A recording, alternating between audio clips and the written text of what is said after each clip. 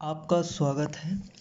आज हम बात करेंगे 6वीं शताब्दी ईसा पूर्व में प्रचलित भारत के इतिहास में कई महत्वपूर्ण घटनाएं घटित हुई है, जो कि निम्न प्रकार के हैं।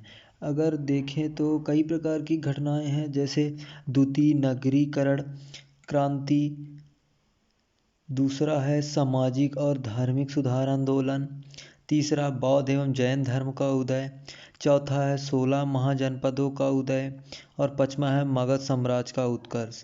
तो आज हम द्वितीय नगरी क्रांति के बारे में बात करेंगे। तो द्वितीय नगरी क्रांति भारतीय इतिहास में प्रथम नगरी क्रांति हड़प्पा सभ्यता के काल में हुआ था। इसके बाद वैदिक युग के रूप में एक ग्रामीण संस्कृति अस्तित्व में आई और उसके पश्चात 6वीं शताब्दी ईसा पूर्व में एक बार फिर से नगरों का उदय हुआ, जिसे द्वितीय नगरी क्रांति कहकर पुकारा गया। इस नगरी क्रांति कांस्य युगीन थी, जबकि द्वितीय नगरी क्रांति लौह युगीन थी। प्रथम नगरी क्रांति जहां सिंधु एवं उनकी सहायक नदियों के क्षेत्र में संपन्न हुई, वहीं द्वितीय नगरी क्रांति गंगा के मध्यवर्ती इलाके में हुई।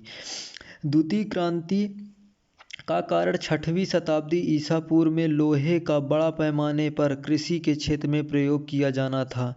लोहे का बड़े पैमाने पर प्रयोग के कारण खेतों में गहरी जुताई संभव हुई, जिससे खेतों की उत्पादन क्षमता बढ़ गई। उत्पादन की मात्रा बढ़ाने में कृषि के अधिरोपण तकनीक की खोज एवं उनके प्रयोग ने भी महत्वपूर्ण योगदान दिया। इसके अतिरिक्त लोहे को पिघलाने हेतु भाती का प्रयोग भी होने लगा और लोहे को भिन्न भिन्न प्रकार के आकार मिलना संभव हो गया। इन नवीन कारणों से कृषि के क्षेत्र में उत्पादन की मात्रा बढ़ी, जिससे अंततः एक नगरीय क्रांति को जन्म दिया।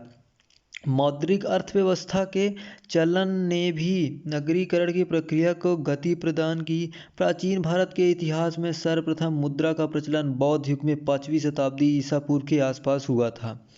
ये सिक्के आहत सिक्के या पंचमार्क कॉइन्स के नाम से जाने गए। यह मुख्यतः चांदी के बने होते थे, यद्यपि तांबे के भी कुछ आहत मुद्राएं मिलती है।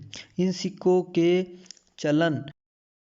सिक्कों के चलन ने शहरी केंद्रों में रहने वाले लोगों के लिए वस्तुओं के आदान प्रदान को सरल बना दिया। इससे व्यापार वाणिज्य की प्रवृत्ति बढ़ी और परिणामस्वरूप नगरीकरण की प्रवृत्ति को बल मिला।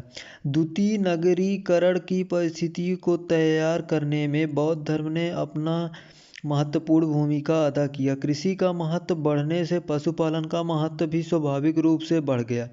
ब्राह्मण धर्म अत्यधिक कर्मकांड हो गए, जो यज्ञों में पशुओं की अंधाधुंध बलि दी जा रही थी। उनकी प्रवृत्ति किसी की प्रगति में बाधक थी। पशुओं की सुरक्षा की अवधारणा अब बल पकड़ने लगी थी। बौद्ध ग्रंथों में पशु हिंसा पर प्रखर विरोध किया गया है। इससे पशु से अनाद्रा व सुखदा तथा वरदा कहकर पुकारा जाता है।